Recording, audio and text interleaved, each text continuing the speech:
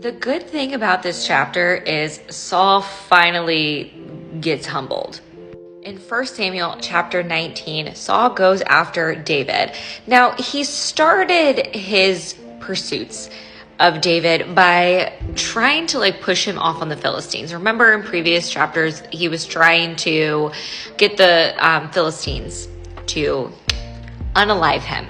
Well, chapter 19 starts off with Saul ordering his son Jonathan and all of his servants to kill David. Now remember, Jonathan really likes David, loves him. So Jonathan was like, no, I'm not. Actually, he says, the king should not sin against his servant David. He hasn't sinned against you. In fact, his actions have been a great advantage to you. Jonathan is appealing to Saul, basically saying, hey, don't do this. David's actually been, pretty great to you. So then Saul was like, sure, that sounds fine. David, when a war broke out, David fought against the Philistines. He defeated them with such great force that they fled from him.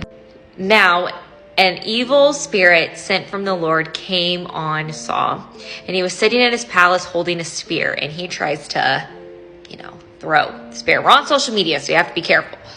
Throw the spear. David dodges it and runs. Side note here, God never does evil, but he sometimes uses evil agents to accomplish his purposes. For example, sinful people crucifying Jesus. David's wife helped hide him by having an idol.